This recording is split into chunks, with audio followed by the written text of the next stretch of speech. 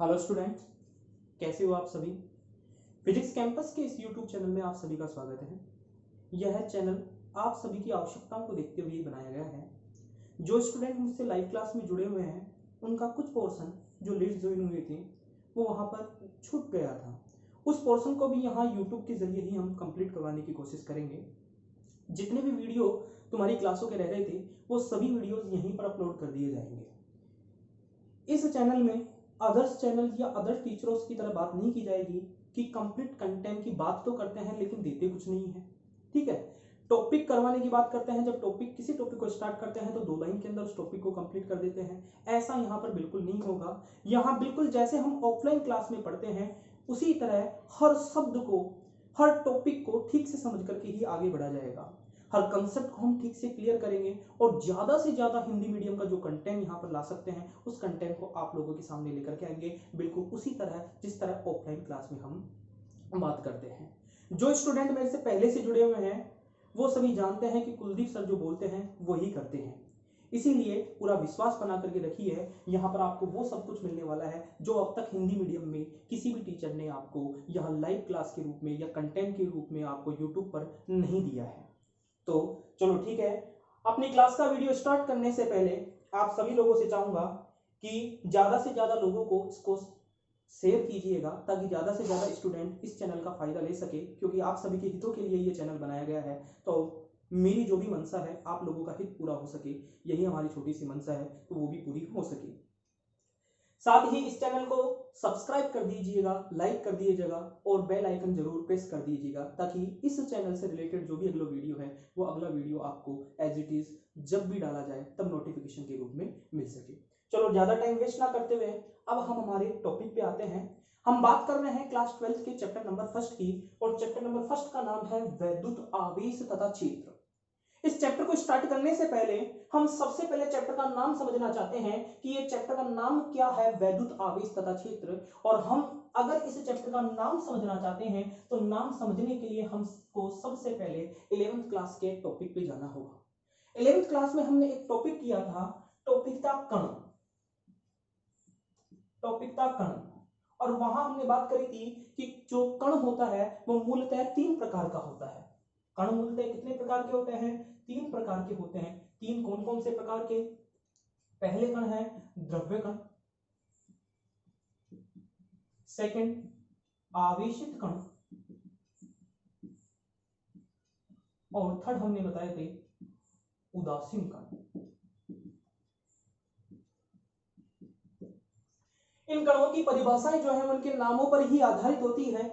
जैसे फर्स्ट कण में दिया गया है द्रव्य कण, तो नाम स्टार्टिंग में आ रहा है द्रव्य। द्रव्य का मतलब है द्रव्यमान, अर्थात वे सभी कण जिनमें क्या विद्यमान हो? द्रव्यमान विद्यमान हो। वे सभी कण जिनमें क्या विद्यमान हो? द्रव्यमान विद्यमान हो। द्रव्यमान को दर्शाते हैं स्मॉल m से, और चूंकि इन कणों में द्रव्यमान विद्यमान है इसीलिए यहाँ m is not equal to क्या होगा? 0 होगा। तो हम परिभाषा में कह सकते हैं कि वे सभी कण जिनमें क्या विद्यमान हो? द्रव्यमान विद्यमान हो, अर्थात m is not equal to 0 हो। कौन से कण कहलाते हैं? द्रव्य कण कहलाते हैं। यदि मैं बात करूं इन द्रव्य कणों की प्रकृति की कि इन द्रव्य कणों की प्रकृति कैसी होती है, तो ये द्रव्य कण जो है वो हमेशा आकर्षण प्रकृति रखते हैं।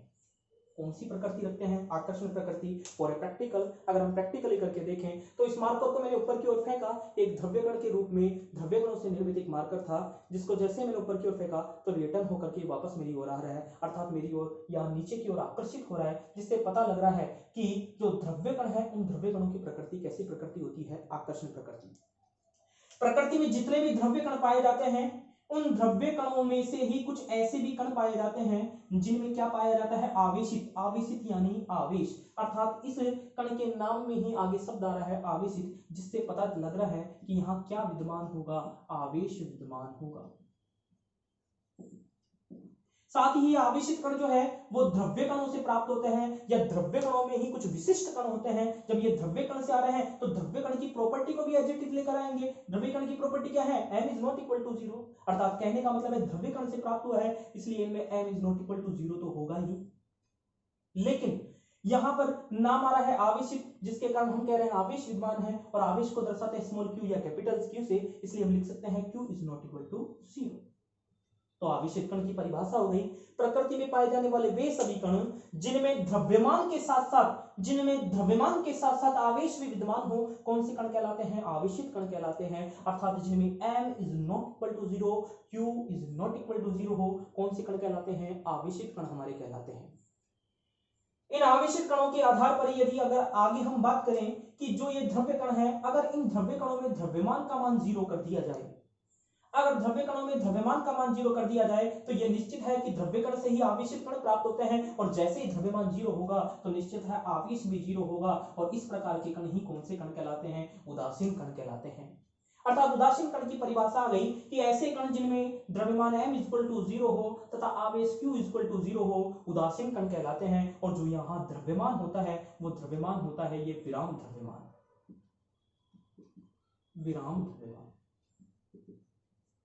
अब यहाँ इन तीनों कणों में हमारे काम का कौन सा कण है जिसके आधार पर हम कंप्लीट बात करेंगे? तो जो भी तुम्हारी क्लास 12th है, उस क्लास 12th में टोटल 17 चैप्टर है। उन 17 चैप्टरों में से स्टार्टिंग के जो चैप्टर नंबर 1 से लेकर चैप्टर नंबर 9 तक के जो पार्ट है वो पूरा इलेक्ट्रिक फील्ड और मैग्नेटिक फील्ड का है, और चैप्टर नंबर जो 17 है वो इलेक्ट्रोमैग्नेटिक वेव्स का है।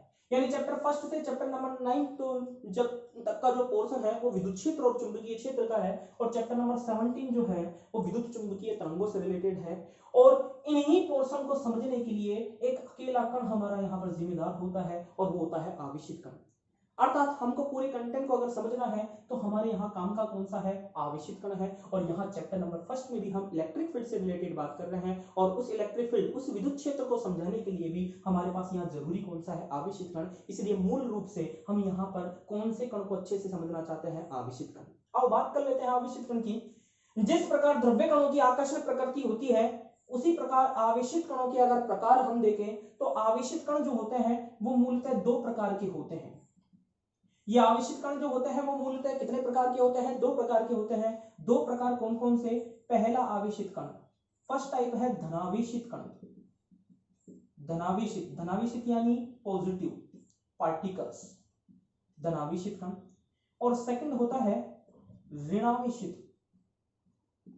ऋणावेशित यानी नेगेटिव पार्टिकल्स, ऋणावेशित कण। नाम में पता चल रहा है जो आवेश है वो आवेश कैसा है? धनावेशित है। अर्थात कहने का मतलब है जो भी आवेशित कण की परिभाषा है उसमें m is not equal to 0 as it is रहेगा। बस यहाँ पर जो q is not equal to 0 लिखते थे उसकी जगह आ जाएगा plus q is not equal to 0 हो, तो वो कौन से कण कहलाते हैं? धनावेशित कण कहलाते हैं। ठीक इसी प्रकार ऋणावेशित कण की यदि हम बात करें तो m is not equal to 0 as it is रहेगा परिभाषा में, लेकिन यहाँ जो आवेश है वो क्लियर लिखा हुआ है नाम में ऋणावेशित। यानी कहने का मतलब है ऋणावेशित कण को किससे दर्शाते हैं? -q से। यानी अगर -q is not equal to 0 होगा तो वो कण कहलाएंगे हमारे ऋणावेशित कण।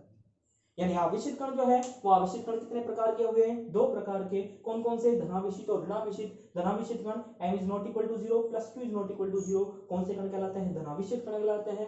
ऋणावेशित कण m is not equal to 0 और -q is not equal to 0, कौन से कण कहलाते हैं? हमारे ऋणावेशित कण कहलाते हैं। इन्हीं आवेशित कणों की अगर हम विशेषताएं देखें, इन्हीं आवेशित कणों की अगर हम विशेषताएं देखें तो आओ विशेषताएं की बात करते हैं। इन आवेशित कणों की प्रथम विशेषता यदि हम देखें तो पहली विशेषता है कि समान प्रकृति के आवेशों के मध्य में सदैव प्रतिकर्षण होता है। समान प्रकृति यानी अगर मैं प्लस के साथ प्लस ले लूं, माइनस के साथ माइनस ले लूं, अगर प्लस के साथ प्लस ले लिया जाए, माइनस के साथ माइनस ले लिया जाए तो वो समान प्रकृति होती है। और समान प्रकृति के आवेशों के मध्य में सदैव कौन सा बल प्रभावी होता है? प्रतिकर्षण बल प्रभावी होता है। लेकिन यदि विपरीत प्रकृति के आवेश लिए जाए, विपरीत प्रकृति के आवेश यानी अगर पॉजिटिव के साथ नेगेटिव कण को ले लिया जाए या नेगेटिव कण के साथ पॉजिटिव कण को ले लिया जाए तो उनके बीच में सदैव कौन सा बल पाया जाएगा? आकर्षण बल पाया जाएगा।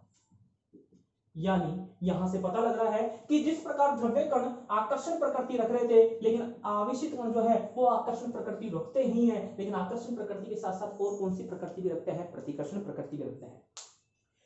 इस बात को भी यहाँ पर अकॉर्डिंग टू टॉपिक याद रखने की जरूरत नहीं है। हम दैनिक जीवन में भी देखें तो दैनिक जीवन में भी कुछ ऐसा ही देखने को मिलता है।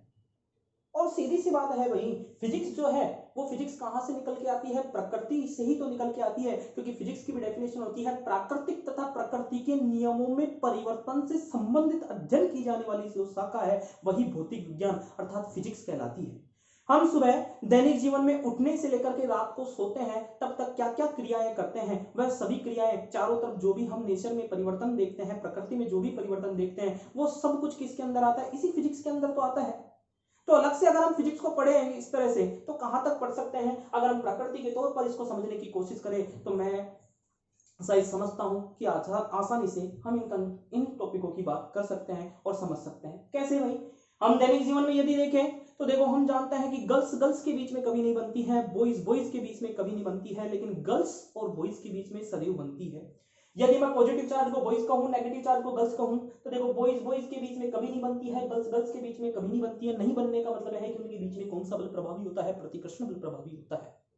लेकिन गर्ल्स एंड बॉयज के बीच में सदैव बनती है। पॉजिटिव चार्ज बॉयज बोला है, नेगेटिव चार्ज गर्ल्स बोला है, तो देखो boys and girls and boys के बीच में सदैव बनती है। बनने का मतलब है कि यहाँ पर कौन सा बल प्रभावी होगा, आकर्षण बल। तो ये याद भी होना चाहिए तुमको, समान प्रकृति के आवेशों के मध्य में प्रतिकर्षण बल प्रभावी होता है, जबकि विपरीत प्रकृति के आवेशों के मध्य में कौन सा बल पाया जाता है, आकर्षण बल पाया जाता है। अब आगे बात करते हैं विशेषता नंबर सेकेंड, जो सबसे काम की है हम यहाँ पर, और जिसके कारण ही हमारे चैप्टर नंबर फर्स्ट से चैप्टर नंबर 9 और चैप्टर नंबर 17 यानी तुम्हारे 12th के कोर्स के 10 चैप्टर कंप्लीट हो पाते हैं। और क्या है विशेषता नंबर सेकंड, ध्यान से समझना। विशेषता नंबर सेकंड है कि जो भी तुम्हारे आवेशित कण होते हैं, जो भी आवेशित कण है, उस आवेशित कण को किससे दर्शाते हैं, क्यू से। आवेशित कण को किससे दर्शाते हैं, क्यू से दर्शाते हैं। जब यह आवेशित कण स्थिर अवस्था में होता है, जब यह आवेशित कण स्थिर अवस्था में होता है तो सदैव विद्युत क्षेत्र उत्पन्न करता है, और विद्युत क्षेत्र को दर्शाते हैं ई से। जब यह आवेशित कण स्थिर अवस्था में होता है तो सदैव विद्युत क्षेत्र उत्पन्न करता है, और विद्युत क्षेत्र को ई से दर्शाते हैं। लेकिन जब यही आवेशित कण क्यू जो होता है वो गतिशील अवस्था में होता है, गतिशील अवस्था में होता है, तो यह विद्युत क्षेत्र के साथ साथ, तो यह विद्युत क्षेत्र के साथ साथ चुंबकीय क्षेत्र भी उत्पन्न करता है। विद्युत क्षेत्र को ई से दर्शाते हैं और चुंबकीय क्षेत्र को बी से।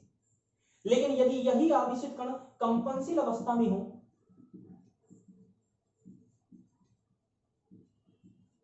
कंपनशील अवस्था में हो, तो ऐसी स्थिति में यह विद्युत क्षेत्र प्लस चुंबकीय क्षेत्र के साथ साथ विद्युत चुंबकीय तरंगे भी उत्पन्न करता है।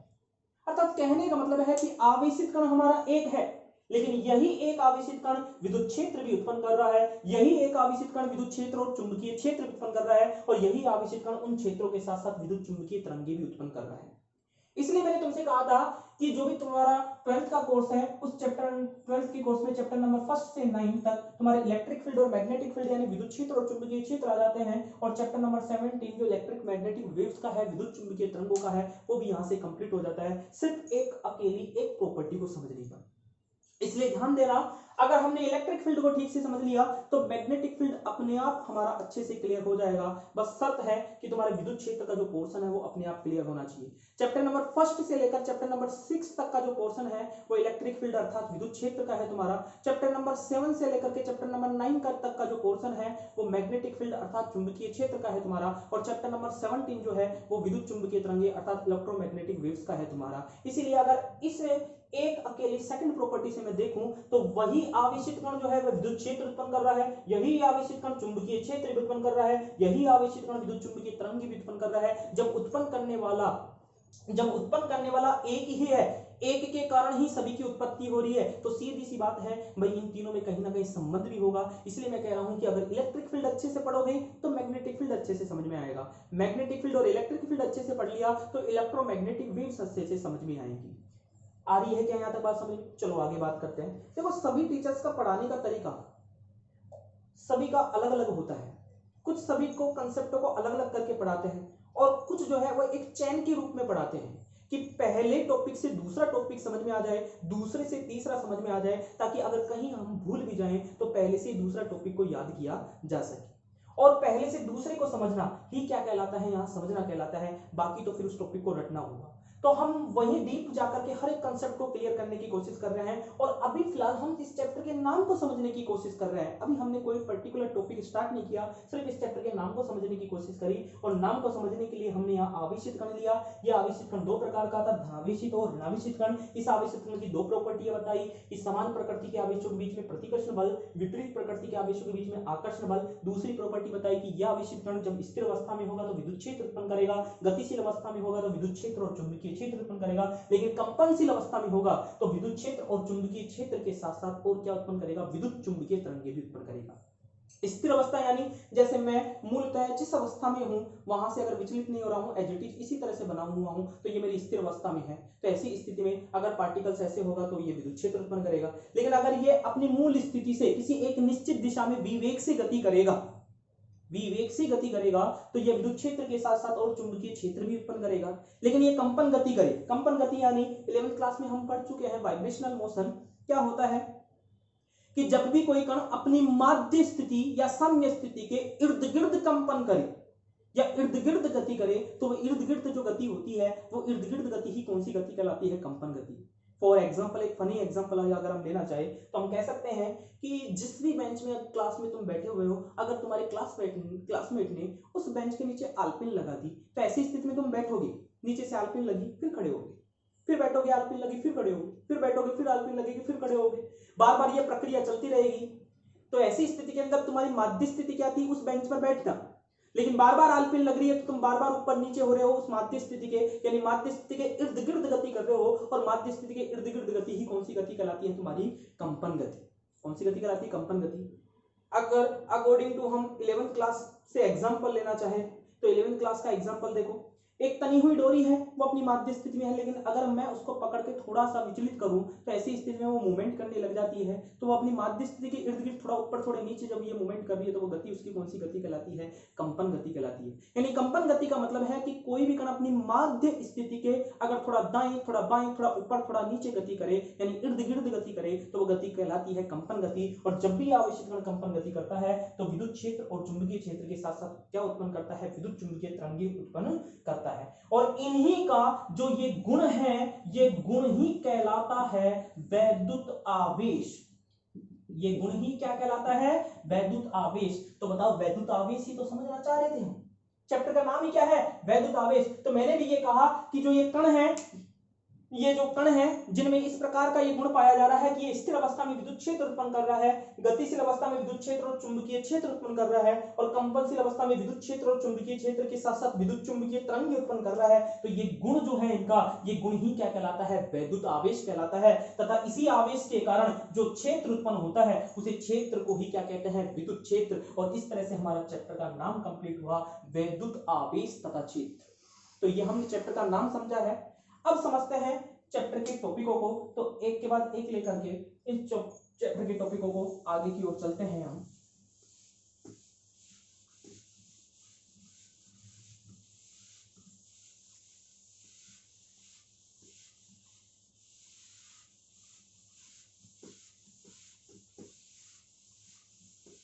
चैप्टर के नाम के अकॉर्डिंग जो फर्स्ट टॉपिक है, वो फर्स्ट टॉपिक हमने यही ले लिया, वैद्युत आवेश।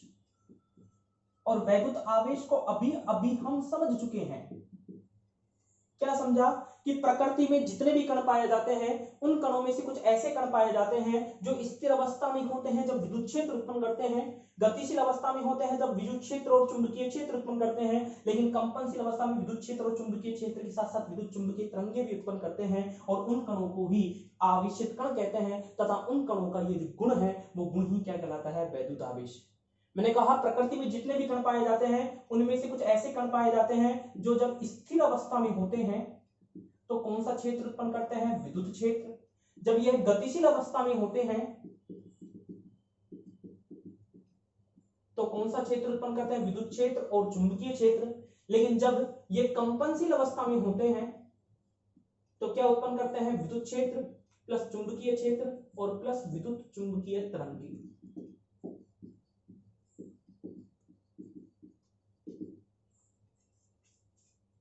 इन कणों का जो ये गुण है कौन सा गुण? कि स्थिर अवस्था में विद्युत क्षेत्र उत्पन्न करना, गतिशील अवस्था में विद्युत क्षेत्र और चुंबकीय क्षेत्र उत्पन्न करना, कंपनशील अवस्था में विद्युत क्षेत्र और चुंबकीय क्षेत्र के साथ साथ विद्युत चुंबकीय तरंग उत्पन्न करना ही क्या कहलाता है? वैद्युत आवेश कहलाता है। क्या कहलाता है? वैद्युत आवेश। तो चैप्टर के नाम के साथ साथ ये टॉपिक तो हमारा उसी टाइम क्लियर हो गया था जब हमने चैप्टर का नाम समझा था। तो उस नाम के आधार पर ही ये हमारा फर्स्ट टॉपिक भी हमारा क्या हुआ, यहाँ से कंप्लीट हुआ। आगे बात करते हैं सेकंड टॉपिक की।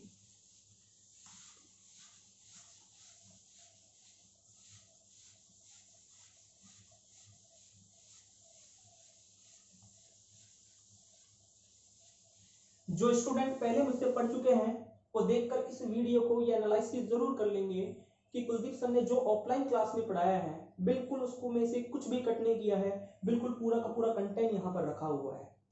तो मैं फिर से कह रहा हूँ, यहाँ अदर क्लासों की तरह यूट्यूब में इतने चैनल बने हैं उनकी तरह हम नहीं कर रहे हैं। यहाँ पर हम पूरी बात करेंगे जिस प्रकार हम ऑफलाइन क्लास में हर शब्द को पकड़ करके चलते हैं, हर शब्द को समझने की कोशिश करते हैं, हर कंसेप्ट को अच्छे से समझने की कोशिश करते हैं, बिल्कुल यहाँ पर भी पूरी वही कोशिश रहेगी कि हम हर टॉपिक को अच्छे से कंप्लीट करके तुम्हारा हर पोर्शन अच्छे से कंप्लीट करवा सके। तो थोड़ा विश्वास रखिएगा और अपने आप कंटिन्यू जब वीडियो देखोगे तब अपने आप तुमको महसूस ये बात हो भी जाएगी।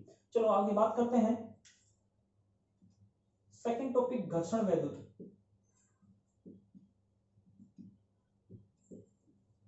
घर्षण वैद्युत, देखो नाम से पता चल रहा है घर्षण।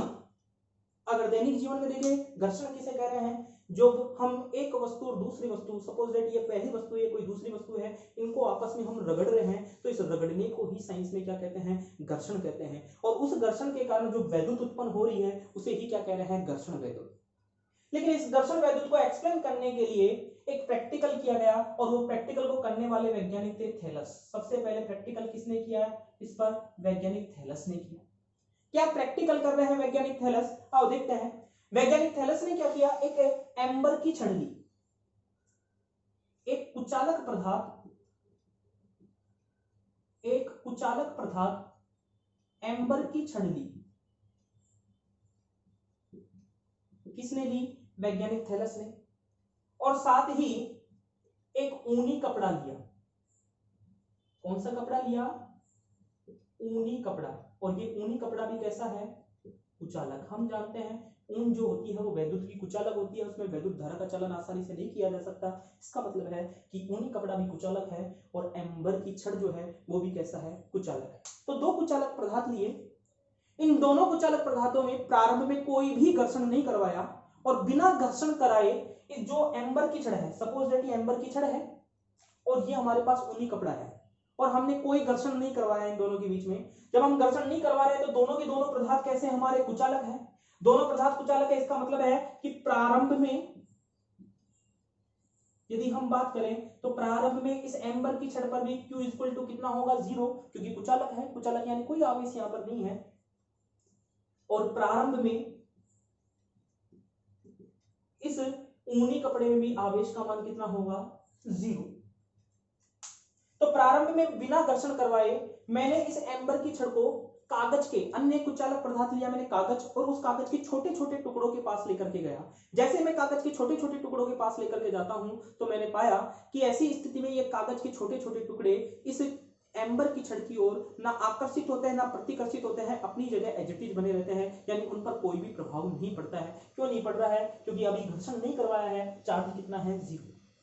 लेकिन वैज्ञानिक थैलस ने कहा कि अब यदि इस एम्बर की छड़ को हम ऊनी कपड़े से घर्षण करवाएं, घर्षण करने का मतलब है कि इस एम्बर की छड़ को इस ऊनी कपड़े से रगड़े, तो जैसे ही इस एम्बर की छड़ को ऊनी कपड़े से रगड़ करके अब यदि वापस इसी प्रैक्टिकल को दोहराया जाता है, कागज के छोटे छोटे टुकड़ों के पास लेकर के जाया जाता है, तो ये कागज के छोटे छोटे टुकड़े जहां पहले आकर्षित नहीं हो रहे थे, अब यह कागज के टुकड़े इस एम्बर की छड़ की ओर आकर्षित होते हैं और आकर्षित होकर के इस पर चिपकना प्रारंभ कर देते हैं।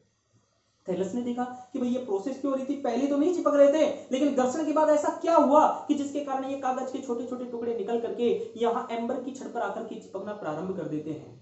तो जो वैज्ञानिक थैलस थे, थैलस ने इसी बात को क्या नाम दिया?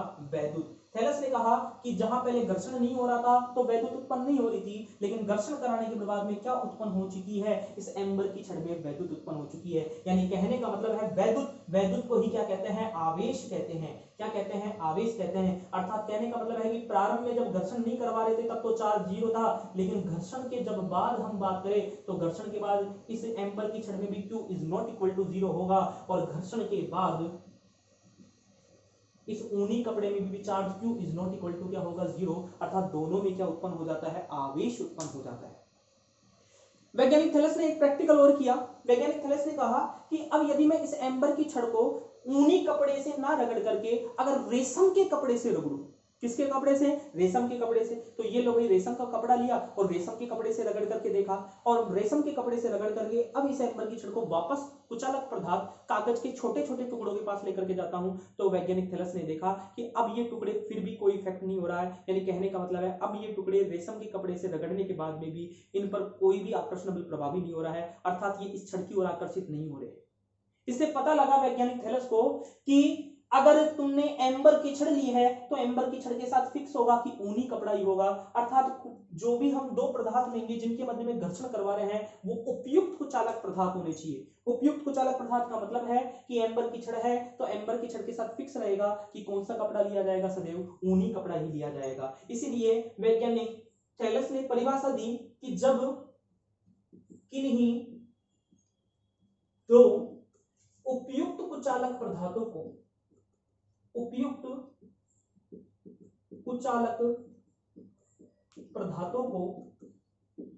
आपस में घर्षण करवाया जाता है तब उन पदार्थों में उत्पन्न वैद्युत ही घर्षण वैद्युत कहलाती है। जब किन्हीं दो उपयुक्त कुचालक क्यों कि एम्बर की छड़ के साथ फिक्स है, ऊनी कपड़ा लेने पर ही वैद्युत उत्पन्न होगी। अगर तुम रेशम का कपड़ा लोगे तो प्रैक्टिकल में हमने देख लिया कि रेशम का कपड़ा लेने पर वैद्युत उत्पन्न नहीं होती है। इसीलिए यहाँ पर शब्द ये लिया है इसने उपयोग में दो उपयुक्त कुचालक पदार्थ, कि जब किन्हीं दो उपयुक्त कुचालक पदार्थों को आपस में घर्षण करवाया जाता है तब उन पदार्थों के अंदर एक वैद्युत उत्पन्न होती है, और उस वैद्युत को ही उसने क्या नाम दिया, घर्षण वैद्युत। वैज्ञानिक थैलस के बाद अगले वैज्ञानिक है गिलबर्ट, और वैज्ञानिक गिलबर्ट ने दो बातें कही। वैज्ञानिक गिलबर्ट ने कितनी बातें कही, दो बातें कही। वैज्ञानिक गिलबर्ट ने पहली बात कही कि जो तुम्हारा ये घर्षण वैद्युत है, ये घर्षण वैद्युत और कुछ नहीं है, ये घर्षण वैद्युत आवेश ही होता है। अर्थात गिलबर्ट ने कहा कि जो वैद्युत आवेश हम पढ़ रहे थे यही वैद्युत आवेश क्या कहलाता है, घर्षण वैद्युत, या कह सकते हो यही घर्षण वैद्युत क्या कहलाता है, वैद्युत आवेश। यानी गिलबर्ट के अनुसार वैद्युत आवेश ही घर्षण वैद्युत कहलाता है, और घर्षण वैद्युत ही क्या कहलाता है, वैद्युत आवेश कहलाता है। साथ ही वैज्ञानिक गिलबर्ट ने दूसरी बात कही कि जो आवेश होते हैं वो आवेश दो प्रकार के होते हैं। आवेश कितने प्रकार के होते हैं, दो प्रकार के। दो प्रकार कौन कौन से बताए, पहला प्रकार उन्होंने बताया रेजिन्स, और दूसरा प्रकार बताया विटलस। तो सर्वप्रथम वो कौन से वैज्ञानिक थे जिन्होंने कहा आवेश दो प्रकार के होते हैं, कौन से वैज्ञानिक थे, गिलबर्ट, जिन्होंने बताया आवेश दो प्रकार के होते हैं, कौन कौन से, रेजिन्स और विटलस। इसके बाद अगले वैज्ञानिक है वैज्ञानिक बेंजामिन फ्रैंकलिन। वैज्ञानिक बेंजामिन फ्रैंकलिन, इसी रिसर्च को आगे बढ़ाने के लिए अगले वैज्ञानिक आए वैज्ञानिक बेंजामिन फ्रैंकलिन। वैज्ञानिक बेंजामिन फ्रैंकलिन ने कहा कि आवेश के जो ये दो प्रकार वैज्ञानिक गिलबर्ट ने बताए हैं वो एक नाम के आधार पर है, एक साइंस के अकॉर्डिंग नहीं दिया है इन्होंने नाम। इसलिए वैज्ञानिक बेंजामिन फ्रैंकलिन ने एक पद्धति यूज ली, और उस पद्धति का नाम था बीजगणितीय नामांकन पद्धति। बीजगणितीय नामकरण पद्धति, और इसी पद्धति का उपयोग करके उन्होंने जहां पहले जिसे वो रेजिन्स कह रहा था गिलबर्ट, उसे नाम दिया धनात्मक, और जिसे पहले वो विटलिस कह रहा था उसे नाम दिया ऋणात्मक। और नए रूप में कहा वैज्ञानिक बेंजामिन फ्रैंकलिन ने कि आवेश दो प्रकार के तो होते हैं, लेकिन उनके नाम होते हैं धनात्मक तथा ऋणात्मक। धनात्मक यानी पॉजिटिव पार्टिकल्स और ऋणात्मक यानी नेगेटिव पार्टिकल्स या नेगेटिव चार्ज। पॉजिटिव चार्ज और नेगेटिव चार्ज। तो ये क्वेश्चन दो तरीके से पूछा जा सकता है। पूछ लिया जाए कि आवेश दो प्रकार के होते हैं, ये सर्वप्रथम किसने बताया, तो किसने बताया, गिलबर्ट ने। लेकिन क्वेश्चन पूछ लिया जाए कि आवेश दो प्रकार के होते हैं, धनात्मक तथा ऋणात्मक, ये सर्वप्रथम किसने बताया, तो किसने बताया, वैज्ञानिक बेंजामिन फ्रैंकलिन ने। अब ध्यान से देखो, वैज्ञानिक थैलस ने यहां पर कहा था कि प्रारंभ में जब घर्षण नहीं करवा रहा था तब तो इन पदार्थों पर कुचालक पदार्थ एम्बर और जो ऊनी कपड़ा था उस पर चार्ज कितना था, 0 था। लेकिन जैसे ही घर्षण करवा दिया तो घर्षण के बाद इनमें आवेश Q is not equal to 0 और इस ऊनी कपड़े में भी Q is not equal to क्या हो गया था, 0। यानी दोनों में कुछ ना कुछ आवेश उत्पन्न हो गया था। लेकिन इस प्रैक्टिकल के आधार पर वैज्ञानिक थैलस ने, ना ही गिलबर्ट ने, ना ही वैज्ञानिक बेंजामिन फ्रैंकलिन ने यह स्पष्ट नहीं किया कि यहाँ पर घर्षण के बाद में एम्बर की छड़ पॉजिटिव होगी या नेगेटिव, ऊनी कपड़ा पॉजिटिव होगा या नेगेटिव। क्यों भाई, क्योंकि अभी अभी पता हमको लगा है कि जो जिस आवेश की हम बात कर रहे हैं वो आवेश दो प्रकार का होता है, एक तो होता है पॉजिटिव और एक होता है नेगेटिव। तो उन्होंने ये जरूर कहा कि घर्षण के बाद में इन दोनों पदार्थों में आवेश उत्पन्न हो जाता है, लेकिन कहीं पर भी इस बात को स्पष्ट नहीं कहा या स्पष्ट नहीं किया कि घर्षण के बाद कौन सा पदार्थ पॉजिटिव होगा और कौन सा पदार्थ नेगेटिव होगा। इसीलिए इस बात को स्पष्ट करने के लिए अगला टॉपिक आ रहा है हमारा घर्षण वैद्युत का आधुनिक मत, जिसके अंदर हम ये स्पष्ट करेंगे कि घर्षण के बाद कौन सा पदार्थ पॉजिटिव होता है और कौन सा पदार्थ नेगेटिव। तो नेक्स्ट टॉपिक है घर्षण वैद्युत का आधुनिक मत। तो घर्षण वैद्युत में तो सिर्फ ये बताया गया था हमको कि घर्षण के बाद वैद्युत यानी चार्ज उत्पन्न हो जाता है, लेकिन ये स्पष्ट नहीं किया गया कि घर्षण के बाद कौन सा पदार्थ पॉजिटिव होगा, कौन सा पदार्थ नेगेटिव होगा। इसीलिए इस बात को स्पष्ट करने के लिए ही आधुनिक मत दिया गया। और क्या था आधुनिक मत, उसकी बात करेंगे हम नेक्स्ट वीडियो में। आज के लिए इतना ही, ठीक है। तो अगर किसी भी कैंडिडेट को यहाँ तक कोई प्रॉब्लम है तो कमेंट के जरिए अपनी प्रॉब्लम को बताने की कोशिश करिएगा, और आगे की बात हम नेक्स्ट वीडियो में करेंगे। आज के लिए इतना ही।